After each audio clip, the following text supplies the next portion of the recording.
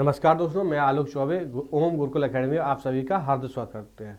आज हम लोग करंट के क्वेश्चन के साथ साथ एसएससी जीडी और एसएससी सीजीएल मेंस के लिए जो जीएस का एक प्रैक्टिस सेट उसे कह लीजिए या मॉक टेस्ट कह लीजिए, आप लोगों के लिए बहुत अच्छे अच्छे क्वेश्चन लेके आया हूँ। करंट के क्वेश्चन बहुत ही कम समय में सिर्फ करंट की हेडलाइंस बताएंगे, ज़्यादा डिटेल में नहीं जाएंगे क्योंकि जो पहले जाते थे डिटेल में वैसा नहीं कराएंगे, लेकिन डिटेल के 10 क्वेश्चन देख लीजिए करंट अफेयर। उसके बाद से एसएससी जीडी और एसएससी सीजीएल मेंस के लिए वो जीएस प्रैक्टिस है। क्वेश्चन इतने अच्छे हैं कि किसी भी एग्जाम के लिए आपको हेल्पफुल साबित होंगे। तो ज़्यादा समय ना लेते हुए दोस्तों, अगर आपको एसएससी जीडी या सीजीएल मेंस के लिए प्रैक्टिस सेट चाहिए, आज तो थोड़ा जल्दी में दोस्तों हमने तैयार किया है इसे। अगर आपको अच्छे से चाहिए तो कमेंट जरूर करना, तो हम 10 तारीख तक आपको 6-7 प्रैक्टिस सेट करवा देंगे सॉल्व। ठीक, चलते हैं आज के पहले सेशन के साथ दोस्तों। पहला क्वेश्चन है, ये करंट अफेयर का है, दिसंबर 2022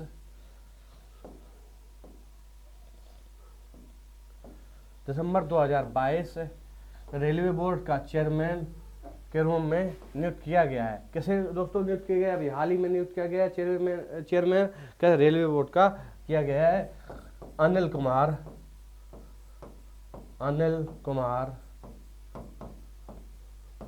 लाहौटी को। ठीक,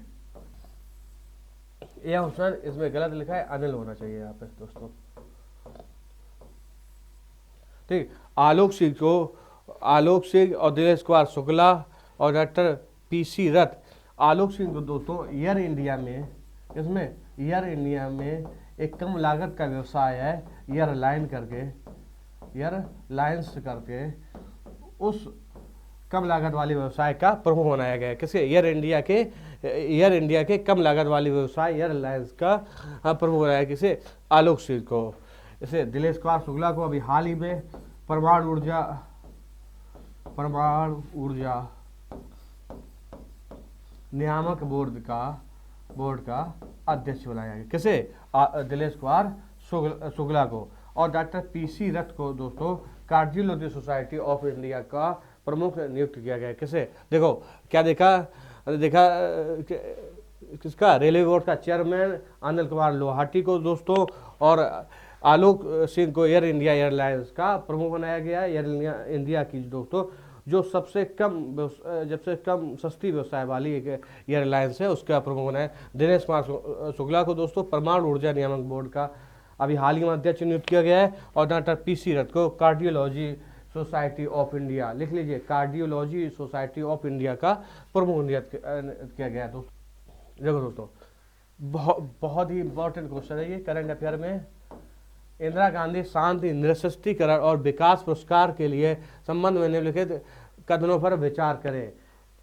किसके बारे में दिया गया है दोस्तों? ये दिया गया है इंदिरा गांधी शांति निरस्त्रीकरण और विकास, जो इंदिरा गांधी शांति पुरस्कार 2022 अभी हाल ही में घोषणा की गई है, उनके बारे में दोस्तों दिया है। पहला पॉइंट है दोस्तों कि इसकी स्थापना 1991 में की गई थी। दूसरा पॉइंट है कि ये पुरस्कार इंडियन मेडिकल एसोसिएशन और Trade Nurses Organisation of India को दिया जाएगा। कोड केवल एक सही, एक और दो सही हैं, केवल 2 सही, नन इनमें से कोई नहीं। दोस्तों देखो अभी हाल ही में इसकी घोषणा की गई है दोस्तों। सबसे पहले अगर इसकी बात करें तो ये इंदिरा गांधी मेमोरियल ट्रस्ट द्वारा पूर्व प्रधानमंत्री इंदिरा गांधी की याद में या स्मृति में दिया जाता है दोस्तों। इसकी स्थापना दोस्तों पहली बार 1986 में की गई। कब की गई? 1986 में की गई। और इसके एवज में दोस्तों क्या 25 लाख रुपए प्लस एक प्रशस्ति पत्र दिया जाता है। ठीक, कब इसकी स्थापना की गई? 1986 में, और 25 लाख रुपए प्लस प्रशस्ति पत्र। इसका एक ही उद्देश्य होता है कि जो खोजों के माध्यम से किसी आर्थिक विकास या शांति बनाए रखना है, इसलिए ये दिया जाता है। क्योंकि इंदिरा गांधी शांति निरस्त्रीकरण मतलब जो खोजें नई हो रही हैं विज्ञान के क्षेत्र में, उसके जरिए अशांति ना फैले, शांति बनी रहे, और विकास के क्षेत्र में योगदान देने वाले को ही दिया जाता है। तो किसे दिया गया? अब की बार देखो कब स्थापना हुई? 1986 में हुई। 25 लाख रुपया प्लस इस प्रशस्ति पत्र दिया जाए। और देखो दोस्तों तो पहला ऑप्शन गलत हो गया। क्यों गलत हो गया? ये लिखा है 1991 में। दूसरा, यह पुरस्कार इंडियन मेडिकल एसोसिएशन और ट्रेड नर्सिंग ऑर्गेनाइजेशन, मतलब 2 लोगों को दिया जा रहा है। ये बिल्कुल करेक्ट है क्वेश्चन। तो दूसरा सही है। किसे किसे दिया गया? ये दिया गया इंडियन मेडिकल एसोसिएशन, और दूसरा दिया गया Trade Nurses Organisation of India, मतलब 2 लोगों को दिया गया। किसके लिए? 2020 और 2021 में जो कोविड के दौरान इन लोगों ने कोविड इतनी महामारी भयंकर थी, उस दौरान इन्होंने जो काम किया लोगों के प्रति है, उस काम के लिए इनको क्या दिया गया? इंदिरा गांधी शांति निरस्त्रीकरण और विकास पुरस्कार। बात करते हैं गांधी शांति पुरस्कार, उसकी स्थापना 1995 में की गई थी। उसमें 1 करोड़ रुपये और प्लस प्रशस्ति पत्र दिया जाता है, जिसमें दोस्तों 1991 में लिखा था। तो जो ध्यानचंद खेल रत्न पुरस्कार है, जो खेल के क्षेत्र में सबसे उच्च पुरस्कार है, उसकी स्थापना 1991 और 92 में की गई थी। अब उसका नाम राजीव गांधी खेल रत्न पुरस्कार बदल के, पहले राजीव गांधी नाम शुरू हुआ था, अब ध्यानचंद खेल रत्न पुरस्कार कर दिया गया। उसमें भी 25 लाख रुपये और प्लस एक प्रशस्ति पत्र दिया जाता है। सबसे पहले विजेता राजीव गांधी खेल रत्न थे शतरंज के जादूगर या महान खिलाड़ी विश्वनाथ आनंद थे। और 2022 की अगर दोस्तों बात करें तो टेबल टेनिस के स्टार, जिन्होंने राष्ट्रमंडल खेलों में 3 स्वर्ण के साथ 1 रजत, टोटल 4 पदक जीते, उनको table tennis star Anchita Sharath Kamal को मिला है। ठीक, इसलिए कौन सही है? ए पॉइंट गलत है, क्योंकि 1986 में शुरू हुआ दोस्तों। दूसरा सही है, तो क्या होगा? केवल बी सही होगा, 2 सही होगा। पूछा सही कथन होगा है। ठीक, धनु यात्रा महोत्सव किस राज्य में संचालित हो? धनु यात्रा महोत्सव दोस्तों, धनु यात्रा का मतलब एक उद्देश्य दिया जाए तो कि बुराई पे अच्छाई की जीत को दर्शाया जाता है। ये यात्रा 11 दिवसीय यात्रा होती है। 11 दिवसीय ये धनु यात्रा के रूप मनाई जाती है दोस्तों। कहाँ पे? उड़ीसा में ये बहुत अच्छे रूप से बड़े स्तर पे प्रचलित है। इसमें जो विजेता होता है उसको लगभग 11 दिन कंस के वेश में रहने को मिलता है। किसके रूप में? कंस के रूप में। इसलिए अगर पूछ लिया जाए धनु यात्रा किससे संबंधित है? एक कंस और ये मथुरा और से जो अपने बालकृष्ण थे, उनके लिए जब कंस का वध किया था, उसके परिप्रेक्ष्य में ये यात्रा होती है। इसलिए 11 दिन तक उस इंसान को जो पुरस्कार मिलता है, जिसको जीतता है, उसे कंस के रूप में 11 दिन रहने मिलता है। ये 11 दिवसीय यात्रा है दोस्तों। 11 दिवसीय पूछा जा सकता है कितने दिन चलते हैं? 11 दिवसीय। और इसका एक ही उद्देश्य होता है, क्या होता है? कि बुराई पर अच्छाई की जीत, बुराई पर अच्छाई की जीत। कहाँ शुरुआत की गई? ओडिशा में, अभी हाल ही। कब? 27 दिसंबर को ओडिशा में। इसका आंसर क्या होगा? ए। चलते हैं नेक्स्ट। हाल ही में आयोजित 39वीं अंतर्राष्ट्रीय महिला बॉडी बिल्डिंग प्रतियोगिता में गोल्ड मेडल जीता। देखो हाल ही में ये जो प्रतियोगिता है अंतर्राष्ट्रीय महिला बॉडी बिल्डिंग, ये कौन सी है? ये संस्करण पूछ लिया जाए तो 39वीं संस्करण है इसका। और कहाँ पे आयोजित की गई? ये दोस्तों थाईलैंड में। और ये जिसने जीता है प्रिया सिंह ने जीता है। प्रिया सिंह कहाँ से संबंधित? अगर आपसे राज्य पूछ लिया जाए किस राज्य से बिलोंग है, तो ये राजस्थान से। कहाँ से दोस्तों? राजस्थान से। राजस्थान की ये प्रिया सिंह है। ये ऐसी पहली भारतीय महिला है जिसमें इस प्रतियोगिता में इन्होंने स्वर्ण पदक जीता। प्रिया सिंह राजस्थान राज्य की रहने वाली हैं। और ये जो अंतर्राष्ट्रीय महिला बॉडी बिल्डिंग प्रतियोगिता का आयोजन किया गया, ये कहाँ पे? थाईलैंड में। और इसका 29वां संस्करण है। ये पहली भारतीय महिला है जिन्होंने इसमें स्वर्ण पदक अपने नाम किया है। इसका आंसर क्या हो जाएगा? ए ऑप्शन, मतलब प्रिया सिंह। देखो, टेस्ट एटलस द्वारा जारी विश्व के सर्वश्रेष्ठ व्यंजनों को सूची में निम्नलिखित में किस देश के व्यंजन को शीर्ष स्थान मिला? A Spain, B Italy, C Japan, D India. देखो दोस्तों, अभी हाल ही एटलस द्वारा टेस्ट एटलस द्वारा एक सर्वे कराया जाए, जो बिल्कुल जो खाने वाले हम लोग दर्शक हैं, हम लोग चाहते हैं उनके रैंक के आधारित पे है। ये कोई डाटा अथॉरिटी नहीं है, लेकिन जो रैंक हम लोग शेयर करते हैं, उन्हें रेटिंग देते हैं, उस रेटिंग पे आधारित है ये कि सबसे ज़्यादा इटली का खाना सबसे बेस्ट स्टार मिला है। किसे? सर्वश्रेष्ठ व्यंजन के रूप में किसे, इटली के व्यंजन को, तो इटली इसे बेस्ट फर्स्ट स्थान मिला है इटली के। दूसरा स्थान है ग्रीस दोस्तों, तीसरा स्थान मिला है स्पेन, चौथा स्थान मिला है जापान, और भारत के स्थान की बात करें तो 5th रैंक हासिल है। जबकि चाइनीज फूड की बात करें तो 11वां रैंक मिला है किसे, चाइनीज खाना को 11वां रैंक मिला है। और जैसे जो खुशहाली रैंक में बहुत अच्छे माने जाते हैं, फिनलैंड, नॉर्वे, इनके खुशहाली रिपोर्ट या कोई भी रिपोर्ट हो ये शीर्ष रहते हैं, लेकिन इनके कोई भी ये शीर्ष स्थान इनको नहीं मिला। यही देख लीजिए, यही दर्शाता है कि कितनी इन रैंकों में भेदभावपूर्ण भारत के साथ व्यवहार किया जाता है दोस्तों। क्योंकि जो इंसान भारत से चावल मंगा रहा, बांग्लादेश हो या श्रीलंका हो, इनकी रैंकिंग देख लो तो भारत से बहुत अच्छी होती है, लेकिन भारत की रैंक खराब दी जाती है। देख लीजिए, जो इंसान भारत से चीज़ें मंगा रहा है तो उसकी रैंक कैसे अच्छी हो सकती है। लेकिन इसमें भारत को 5th रैंक मिली है, ठीक, इटली को 1st रैंक, ग्रीस को 2nd रैंक, स्पेन को 3री रैंक और जापान को 4th रैंक की है। ठीक, इसका आंसर क्या हो गया, बी ऑप्शन।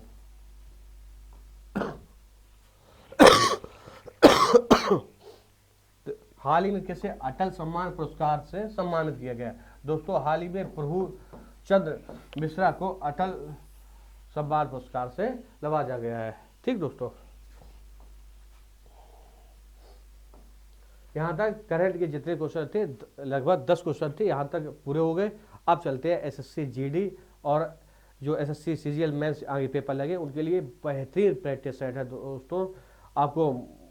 आप पहले क्वेश्चन देखा करिए, पॉज कर लिया करिए, उसका आंसर दे दिया करिए, फिर आगे देखा करिए इसका आंसर मैं क्या बता रहा हूँ, या उससे रिलेटेड जो भी थोड़ी बहुत चीज़ें हैं वो भी आपके साथ बताता हुआ चलूँगा दोस्तों।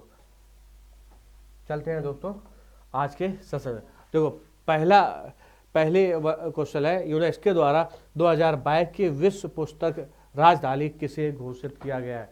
तो अगर विश्व पुस्तक राजधानी बात करें, ये प्रतिवर्ष घोषित किया जाती है। इसका मतलब होता है कि जो भी पुस्तक उस क्षेत्र में, पुस्तक के कॉपीराइट के क्षेत्र में या लेखकों को प्रति उनके जागरूक करना, तो किसे घोषित किया, ये एक मैक्सिको का शहर है। किसका, मैक्सिको का एक शहर है दोस्तों। आप लोग कमेंट बॉक्स में जरूर लिखें मैक्सिको का कौन सा शहर है दोस्तों। ये शहर का नाम है, ये गिलाड जरा, ठीक, गिलाड जरा करके है। ये मैक्सिको का एक शहर है, इसे पुस्तक राजधानी, विश्व पुस्तक राजधानी घोषित किया गया है। कहा गया, मैक्सिको का गिलाड जरा नाम के। नहीं दोस्तों, ये थोड़ा गलत है, कि ग्वाडल जरा ये नाम है। ठीक, क्या नाम है, ये मैक्सिको की ग्वाडल जरा नाम से राजधानी है। कहाँ की, मैक्सिको की। अब आप पूछ लिए, इससे क्वेश्चन आता है विश्व पुस्तक दिवस कब आए, ये किस अवसर पर किया जाता है। ये दिया जाता है विश्व पुस्तक दिवस। ये विश्व पुस्तक दिवस कब मनाया जाता है दोस्तों, 23 अप्रैल को। कब, 23 अप्रैल को। अगर पहली बार विश्व पुस्तक दिवस कब मनाया जाए, आपसे पूछ लिया जाए दोस्तों, तो कब बताएगा दोस्तों, ये बताया था 1995 में। कब, 1995। ये विश्व पुस्तक राजधानी ग्वाडल जरा मैक्सिको का एक शहर है, इसे घोषित किया गया किसके द्वारा, यूनेस्को द्वारा। यूनेस्को की अगर हेडक्वार्टर पूछ ले, मुख्यालय कहाँ, पेरिस फ्रांस में है। ठीक दोस्तों, प्रत्येक वर्ष ये विश्व पुस्तक दिवस के 23 अप्रैल को। अगर इसकी थीम पूछ लिया जाए दोस्तों, थीम 2022 की क्या है, ready so never feel slow, मतलब आप कमजोरी कभी फील नहीं करें। ठीक, इसकी थीम है। आपको याद कर रखना है, सिर्फ मैक्सिको ग्वाडल जरा शहर है मैक्सिको का, और किस दिन, 23 अप्रैल को विश्व पुस्तक दिवस के अवसर पर, किसके द्वारा, यूनेस्को के द्वारा। इतनी चीजें रखनी है दोस्तों। ऐसे क्वेश्चन पिछली बार एसएससी जीडी में बहुत पूछा गया था कि विश्व पिछली बार की राजधानी किसे घोषित किया, इसलिए ये क्वेश्चन हमने यहाँ पे आपके रखा है दोस्तों। ठीक दोस्तों, अब चलते हैं बैडमिंटन विश्व चैंपियनशिप 2022 में पुरुष एकल का खिताब किस देश के खिलाड़ी ने जीता दोस्तों? ये कहाँ पे आयोजित किया जा रहा है, कहाँ पे आयोजित किया जा रहा है दोस्तों, कब हुआ जा रहा है, ये आप लोग बताएंगे। इसका दोस्तों ये हाल ही में कहाँ पे, टोक्यो जापान में आयोजित किया गया। कहाँ पे? इसका विश्व बैडमिंटन विश्व चैंपियनशिप की बात करें, इसका टोक्यो में आयोजित किया गया। कहाँ? टोक्यो जापान में दोस्तों। बात करें कब से कब तक, 22 से 28 अगस्त 2022 तक। पूछा क्या गया, इसमें पूछा गया है कि पुरुष एकल का खिताब दोस्तों किसने जीता? पुरुष एकल का खिताब दोस्तों डेनमार्क के खिलाड़ी, किसने? डेनमार्क के खिलाड़ी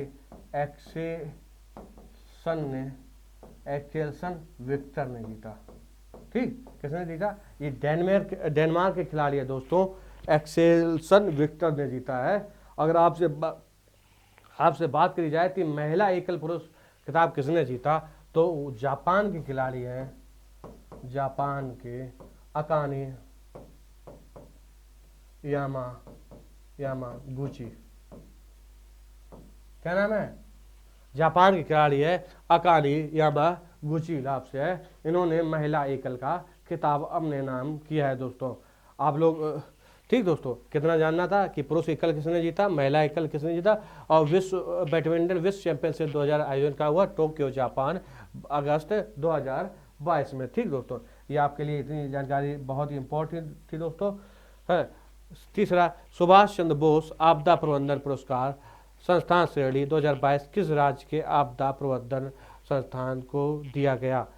पिछली बार एसएससी सीजीएल में ये क्वेश्चन पूछा गया है दोस्तों, अभी जो 1 दिसंबर के 13 दिसंबर के बीच हुआ है, लेकिन ये पूछा गया है व्यक्तिगत श्रेणी में, हमने यहाँ रख दिया संस्थागत श्रेणी में। तो आप लोग पहले संस्थागत किस राज्य के मिला है? ये मिला है दोस्तों गुजरात।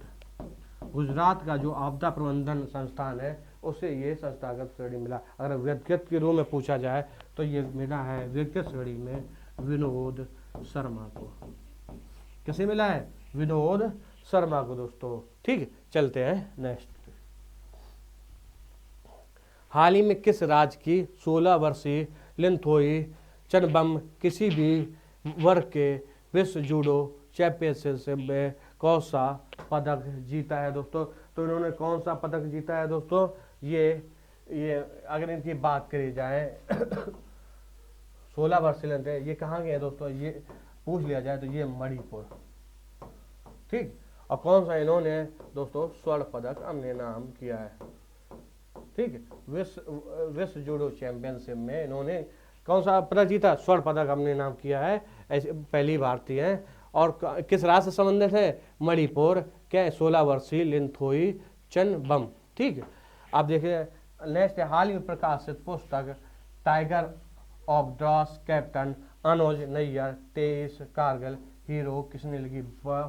बहुत ही इंपॉर्टेंट, आप उठा के देख लीजिए, कोई भी एसएससी का पिछला पेपर उसमें इस पुस्तक का कहीं ना कहीं नाम ना हो। बहुत ही इंपॉर्टेंट है दोस्तों, है, इसलिए हमने यहाँ पे इस पुस्तक को ले लिया है। क्या नाम है इसका? नाम है, इनके लेखक है मीना नैयर। मीना नैयर दोस्तों, इसके मीना नैयर है नाम। और एक और है नाम, 2 लोगों ने लिखी है, हिम्मत सिंह शेखावत है। हिम्मत सिंह शेखावत। ये पुस्तक दोस्तों आप लोग नोट करते चलना, आपके एसएससी जीडी जितने भी दिन पेपर हो 2 या 3 शिफ्टों में मिलेगा। ये फिर स्वरूप कैसा भी बदल जाए, लेकिन डेटा यही होगा कि Tiger of Drass Captain Anuj Nayyar 23 Kargil hero किसने लिखी? मीना नैयर और हिम्मत सिंह शेखावत ने लिखी थी दोस्तों। दूसरे 12वीं सीनियर पुरुष हॉकी चैंपियनशिप 2012 किसने जीता? ये भी इम्पोर्टेंट है दोस्तों। इसका आयोजन कहाँ किया गया दोस्तों? इसका आयोजन कहाँ किया गया? इसका आयोजन भोपाल मध्य प्रदेश। ठीक, अगर आपसे पूछ लिया जाए कि 12वीं सीनियर पुरुष हॉकी चैंपियनशिप 2022 का आयोजन कहाँ किया गया, कहाँ किया गया? भोपाल मध्य प्रदेश में दोस्तों किया गया। और पूछा क्या है कि किसने जीती? ये जीती है दोस्तों हरियाणा ने। हरियाणा ने किसे हरा कर जीती है दोस्तों? आपसे पूछ लिया जाता है, या शीर्ष 3 स्थानों का नाम पूछ लिया जाए तो अगर हरियाणा ने जीता, हरियाणा को किसने? तमिलनाडु को हरा कर जीता था दोस्तों। और तमिलनाडु के बाद अगर तीसरा स्थान पूछ लिया, देखो हरियाणा प्रथम पर रहा, जो फाइनल हारता है वो द्वितीय स्थान माना जाता है, जो सेमीफाइनल की बात होगी, या जो तीसरे स्थान पर रहा दोस्तों कर्नाटक। ये पूछा जाता है सीनियर पुरुष हॉकी चैंपियन 2022 का कौन सा संस्करण है दोस्तों? 12वां संस्करण है। कहाँ खेला गया? भोपाल मध्य प्रदेश में। और किसने जीता? हरियाणा ने तमिलनाडु टीम को हराकर ये खिताब अपने नाम किया दोस्तों। ठीक दोस्तों, यहाँ तक आपको समझ में आया है? क्वेश्चन आप लोग कमेंट करें कि आपको कैसे लग रहे हैं क्वेश्चन ये। देखो, भारतीय संविधान का कौन सा अनुच्छेद अपनी पसंद के व्यक्ति से शादी करने का अधिकार की रक्षा करता है? बहुत ही इंपॉर्टेंट दोस्तों, आप लोग इसे बहुत अच्छे से याद पता होगा। आप लोग कमेंट करिए कि कौन सा अनुच्छेद अपनी पसंद के व्यक्ति से शादी करने का अधिकार देता है। देखो, अगर मूल अधिकार की बात करें दोस्तों, तो मूल अधिकार कहाँ से लिए गए? मूल अधिकार लिए गए यूएसए से, अमेरिका के संविधान से। किस भाग में मूल अधिकार को समावेश किया गया? भाग 3 में दोस्तों किया गया। कितने मूल अधिकार हम लोगों को प्रदान किए गए थे? 7 मूल अधिकार प्रदान किए गए दोस्तों। वर्तमान में 6 मूल अधिकार हैं, क्योंकि संपत्ति का जो मूल अधिकार था उसे विधिक अधिकार बना दिया गया है, मतलब लीगल राइट घोषित कर दिया जाए, इसलिए वो अलग हटा के अब अलग हटा, तो 6 रह गए। कौन कौन से 6 रह गए? स्वतंत्रता का अधिकार, समानता का अधिकार, स्वतंत्रता का आचार, और जो शोषण के विरुद्ध अधिकार मिलता है, धर्म के विरुद्ध अधिकार मिलता है, या शिक्षा या अपना प्रसार इसलिए मिला, और संवैधानिक उपचारों के खिलाफ जो मिलता है। ऐसे 6 रह गए हैं कि ये भी जो इसकी बात कर रहे हैं अपनी पसंद शादी के दोस्तों, वो किस अनुच्छेद में, किस अधिकार में? ये स्वतंत्रता के अधिकार में हमें प्राप्त है। किस अनुच्छेद में? स्वतंत्रता का अधिकार कितने अनुच्छेद है? स्वतंत्रता के अधिकार की बात करें तो अनुच्छेद 19 से लेकर अनुच्छेद 22 तक स्वतंत्रता के अधिकार का वर्णन दिया है। किसमें? मौलिक अधिकार के अंतर्गत दोस्तों। आप लोग कमेंट कर दिया होगा दोस्तों में, है सही किया होगा किस अनुच्छेद में, क्योंकि ये आप लोग गलत कर ही नहीं सकते हैं। अच्छा, आपसे बात की जाए, आप लोग एक और कमेंट करना, वो किसी अन्य वीडियो में बताएंगे कि विदेश जाने का अधिकार किस अनुच्छेद के अंतर है। ठीक है, ये मिलता है अनुच्छेद 21। किसमें? अनुच्छेद 21। अनुच्छेद 21 हमें एक अधिकार देता है कि हम अपनी पसंद के किसी से भी शादी कर सकते हैं। ठीक दोस्तों, हमने अपनी, देखो इस क्वेश्चन में हमने मौलिक अधिकार भाग बता दिया, कहाँ से लिया गया वो बता दिया दोस्तों, कितने हैं वो बता दिया, और वर्तमान में कितने अधिकार हैं वो बता दिया, और कितने हैं अनुच्छेद। देखो, अनुच्छेद 19 स्वतंत्रता, घूमने, संघ बनाने, हैं व्यापार करने, कहीं रहने, कहीं बसने, बोलने, इनकी अनुमति देता है। ठीक, अनुच्छेद 20 या देखो, हम बात ज़्यादा नहीं करेंगे क्योंकि ज़्यादा करने लगे तो बहुत लंबा वीडियो चला जाता है। अनुच्छेद 21 में एक और जोड़ा गया है, अनुच्छेद 21 का, जो हमें शिक्षा का अधिकार देता है। 86वें संविधान संशोधन द्वारा इसे जोड़ा गया दोस्तों। ठीक, अब चलते हैं नेक्स्ट। निम्नलिखित में से किसने इब्न बतूता को दिल्ली का प्रमुख काजी नियुक्त किया था? बहुत इंपॉर्टेंट क्वेश्चन है, अगर ये क्वेश्चन नहीं आएगा तो इब्न बतूता के ऊपर जरूर आया। ये मोरक्को का यात्री था। कहाँ का था? मोरक्को का। भारत में कब आया दोस्तों? ये भारत में 1333 से लेकर 47 तक रहा। कब से कब तक? 1333। देखो, हर समय जो विदेशी यात्री आए हैं दार्शनिक बन के या किसी रूप में, वो ज़्यादातर पूछ लिए जाते हैं। आज हम इब्न बतूता की बात कर रहे हैं दोस्तों, तो ये मोरक्को का यात्री था, मोरक्को देश से संबंध रखता है। कब से कब तक भारत? 1333 से 1347 तक। किसके? मोहम्मद बिन तुगलक के समय में आया था। किसके? मोहम्मद बिन तुगलक के समय में भारत आया था। मोहम्मद बिन तुगलक वंश का एक शासक था। इसने कब से कब तक शासन किया दिल्ली पर? इसने दोस्तों शासन किया 1325 से लेकर 1351 तक। याद रखना, मोहम्मद बिन तुगलक एक ऐसा शासक था जिसने गंगा जल पिया था, पहला शासक है जिसने गंगा जल पिया था। ठीक है, गंगा जल पीने वाला ऐसा कौन सा शासक है? तो मोहम्मद बिन तुगलक। कब से कब तक? 1325 से लेकर 1351 तक इसने शासन किया। इन्होंने सबसे पहले देखो, इन्होंने 1342 में इब्न बतूता को अपना राजदूत बनाकर भेजा। कहाँ पर? राजदूत बनाकर भेजा चीन में।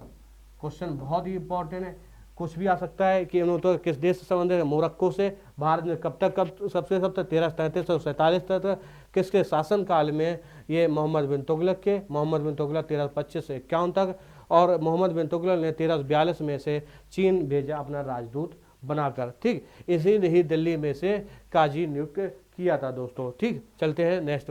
मजबूत केंद्र वाली संघीय व्यवस्था भारत संविधान द्वारा कहाँ से लिया गया दोस्तों?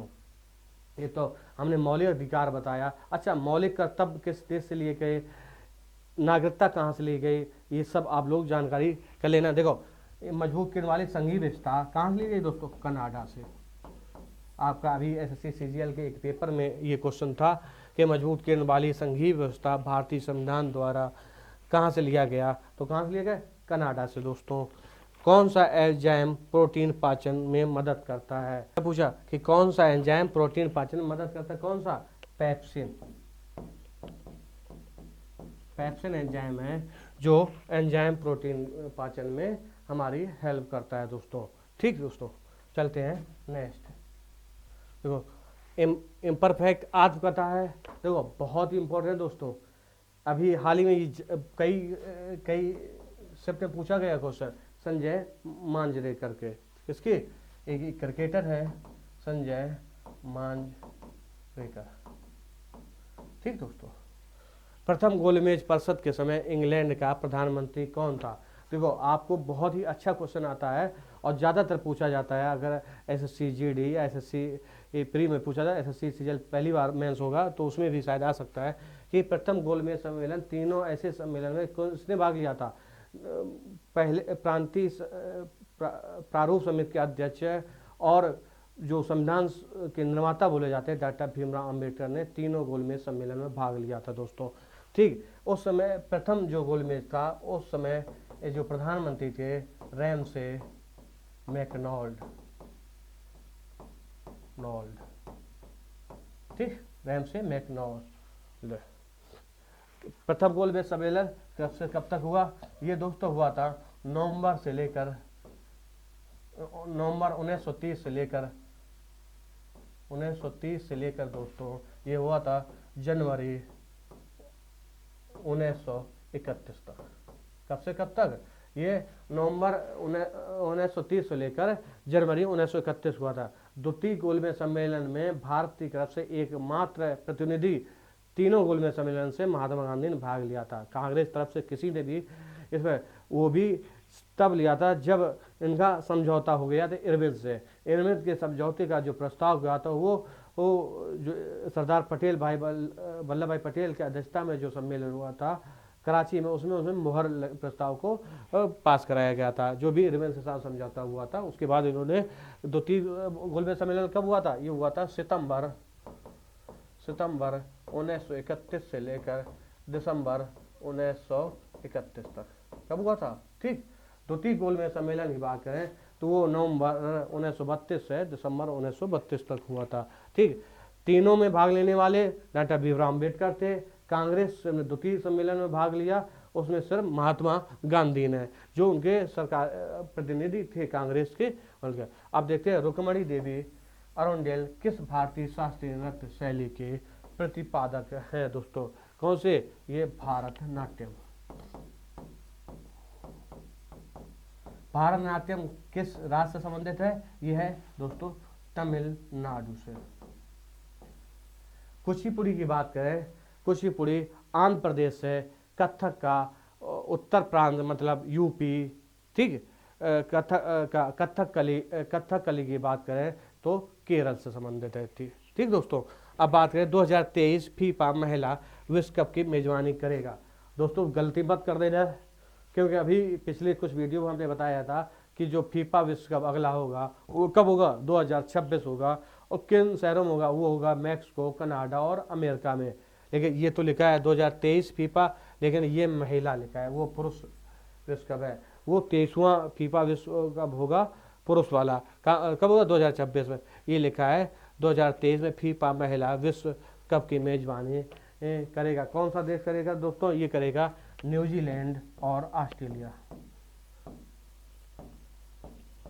न्यूजीलैंड और ऑस्ट्रेलिया। ठीक दोस्तों, चलते हैं नेक्स्ट, देखते हैं धुआंधार जलप्रपात किस नदी से निकलता है। देखो धुआंधार जलप्रपात है नर्मदा नदी से, नर्मदा नदी पर। कहाँ पे, नर्मदा नदी। नर्मदा नदी कहाँ से निकलती है दोस्तों, नर्मदा नदी अमरकंटक के पहाड़ों से निकलती है। नर्मदा नदी के दक्षिण में सतपुड़ा और उत्तर में विंध्याचल पर्वत है, बीच में भ्रंश घाटी में बहती हुई है। कहाँ पे, धुआंधार जलप्रपात जो जबलपुर के पास मिलता है। कहाँ पे धुआंधार जलप्रपात पड़ता है, जबलपुर के पास चलकर। ये कहाँ मिल जाती है, अगर आपसे पूछा जाए, अरब सागर में मिलती है। कहाँ पे, अरब सागर में। ठीक, माचिस की तीली की नोक का लेप लगा होता है। आप लोग, बहुत ही इंपॉर्टेंट क्वेश्चन है, ज्यादातर दोस्तों पूछा जाता है। आप लोग बताइए कहाँ पे ये कौन लगा, तो लाल फास्फोरस। लाल फास्फोरस। उच्च पाषाण काल में हड्डी की बनी जो मृत देवी की प्रतिमा कहाँ से प्राप्त हुई थी दोस्तों, ये भी क्वेश्चन बहुत ही इंपॉर्टेंट आप लोगों का है। आज के में जो भी क्वेश्चन रखे थे बहुत ही इंपॉर्टेंट थे आपके। आप लोगों ज़्यादातर सॉल्व हो रहे होंगे, क्योंकि आप लोगों की प्रैक्टिस अच्छी होगी, क्योंकि पेपर जो है बहुत ही नज़दीक है आप लोगों का। कहाँ पे है, बेलन घाटी में। कहाँ मिले मात देवी के, ये है उच्च प्रापाषाण काल की। ये पूछ लिया जाता है कि मात देवी जो बनी प्रतिमा है जो बेलन घाटी से प्राप्त हुई है, किस काल की है, तो ये उच्च प्रापाषाण काल की है। क्वेश्चन किसी भी तरीके से पूछा जा सकता है, जरूरी नहीं जो हम यहाँ करा रहे सिर्फ उसी फॉर्मेट में रखा हो। आपको क्वेश्चन पढ़ते समय उसका डाटा ध्यान से देखना होता है कि उसमें पूछ क्या रहा है। ये बेलन घाटी कहाँ पड़ती है, यूपी उत्तर प्रदेश में दोस्तों। ब्रिटिश भारत में किस अधिनियम द्वारा मुसलमानों को पृथक निर्वाचन का अधिकार दिया गया। देखो भारत में यहीं से शुरुआत हुई थी अलग करने की। ब्रिटिश शासन की बहुत यहीं से ये अधिनियम था 1919, मार्लो मिंटो अधिनियम जिसे बोलते हैं, 1919 में आया थे। यही इन्होंने कहा था कि मुस्लिमों को अलग से निर्वाचन का अधिकार मिलेगा, पृथक निर्वाचन का। उसके बाद उन्होंने 1935 में दलितों और मजदूर या कई भागों में अलग अलग कर दिया। लेकिन 1919 में सिर्फ एक ही लोगों की बात हुई थी, वो थी मुस्लिम समाज की। ठीक, 1909 का मार्लो मिंटो सुधार की बात करते हैं। ठीक, पंडित शिव कुमार शर्मा का संबंध किससे, ये भी क्वेश्चन बहुत अच्छा है दोस्तों, ज़्यादातर पूछा जाता है। ऐसे क्वेश्चन एसएससी में ज़्यादा आते हैं। कैसे, ये समय किसी अलग वीडियो में सिर्फ इसी से रिलेटेड क्वेश्चन कराएंगे, जिससे आपको गलत ना हो। जितने भी एसएससी 2022 के पेपर में आए 1 दिसंबर ले 13 दिसंबर, किसी दिन एक दिन ऐसे क्वेश्चन अलग से करा देंगे। पंडित शिव कुमार शर्मा संबंध किससे है, ये प्रसिद्ध वाद्य यंत्र संतूर वादक से। ठीक, इनका संबंध संतूर वाद्य यंत्र से है। ठीक, पंडित ये एक प्रसिद्ध संगीतकार है। निम्नलिखित में तना से सुमेलित कीजिए। देखो इसमें आपको जानना है कि तना कौन है, बहुत इंपॉर्टेंट क्वेश्चन है। गाजर, मूली, चुकंदर, सलजम। दोस्तों ये 4 जड़ है। कैसे है, गाजर, मूली, चुकंदर और सलजम, ये 4 चीजें क्या है, जड़ें हैं दोस्तों। उसके बाद आलू, अरबी, गांठ, गोभी और जिमीकंद तत्व क्या है दोस्तों, ये तना है दोस्तों।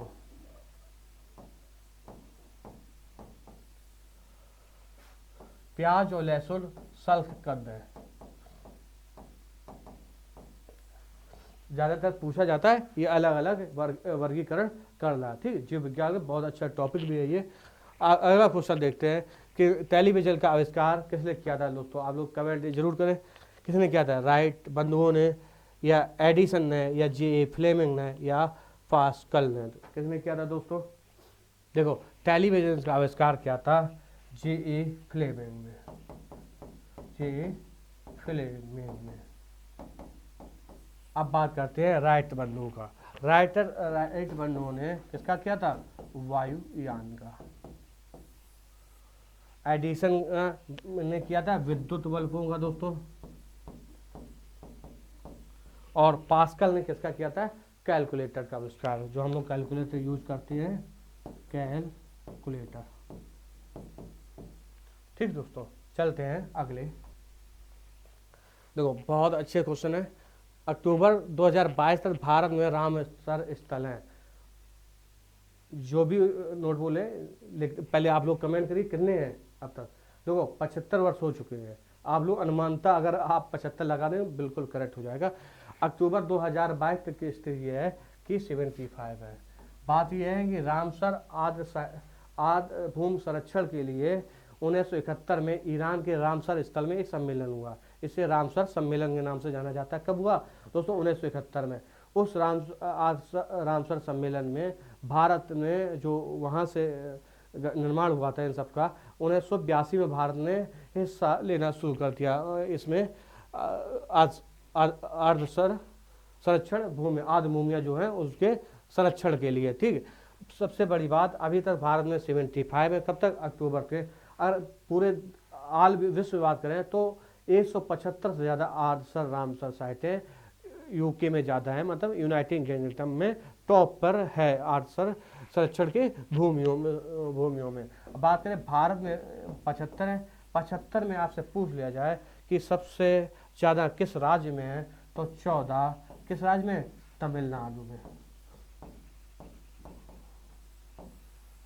और दूसरे नंबर की बात करें तो 10 है कहाँ? उत्तर प्रदेश में, यूपी में दोस्तों बात करें।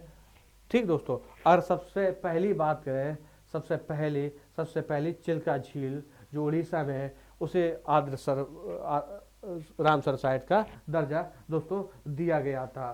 किसे दिया गया था? चिल्का झील को। ठीक, और सबसे बड़ी की बात करें दोस्तों, किसके? सबसे बड़ी की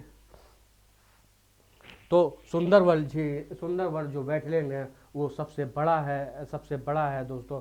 और सबसे छोटी की बात करें तो रेणुका वेटलैंड है। अगर निजी के तौर पर प्राइवेट तो हरि के बांध की बात कर सकते हैं हम लोग। ठीक, तो किसके कुछ ठीक। अब चलते हैं आगे। सबसे बड़ी, सबसे छोटी बता दी, सबसे पहली बता दी आपको हमने। अगर बात करें सबसे 75वें सालबुग जो जम्मू एंड कश्मीर में वेटलैंड पड़ता है, सालबुग बाग। ठीक, वो 75वां आर्द्रसर संरक्षण भूमि है भारत के। और बात करें कि सबसे बड़ा राष्ट्रीय उद्यान हेमिस राष्ट्रीय उद्यान है। कहाँ पड़ता है हेमिस राष्ट्रीय उद्यान दोस्तों? ये क्वेश्चन आया हुआ है। हेमिस राष्ट्रीय उद्यान ये पड़ता है लेह लद्दाख में। दूसरा सबसे छोटा राष्ट्रीय उद्यान बेटन राष्ट्रीय उद्यान। ठीक, ये कहाँ पर है? अंडमान निकोबार द्वीप समूह में। कौन सा पड़ता है दोस्तों? ये पड़ता है बेटन मतलब आंख से लगा लीजिए, साउथ बेटन राष्ट्रीय उद्यान। ये अंडमान द्वीप कहाँ पड़ता है? अंडमान द्वीप समूह में पड़ता है। भारत में सर्वाधिक राष्ट्रीय उद्यान कहाँ पे है? भारत में आप लोग कमेंट करिए दोस्तों जल्दी। भारत में सर्वाधिक राष्ट्रीय उद्यान कहाँ पे है? यह मध्य प्रदेश में। कितने राष्ट्रीय उद्यान है दोस्तों? बात की जाए 11। कहाँ पे? एमपी में। ठीक दोस्तों यहाँ तक आज क्वेश्चन थे, लगभग 30 या 35 क्वेश्चन थे। उससे हमने कई फैक्ट बताने की कोशिश की आपको। कैसा लगा ये प्रैक्टिस सेशन? अगर आप लोग चाहेंगे या आप लोग कमेंट करेंगे अच्छा लगा दोस्तों। हम सोचते हैं कि आपको जब तक पेपर हो आपका 7-8 प्रैक्टिस है, ऐसे अच्छे क्वेश्चन मतलब 600-700 क्वेश्चन आपको करा दें। ज़्यादा बातचीत न करते हुए आपको कम से कम समय में ये सेशन सॉल्व करा सकें। पढ़ते रहिए और प्रैक्टिस करते रहिए दोस्तों। धन्यवाद दोस्तों, नमस्कार।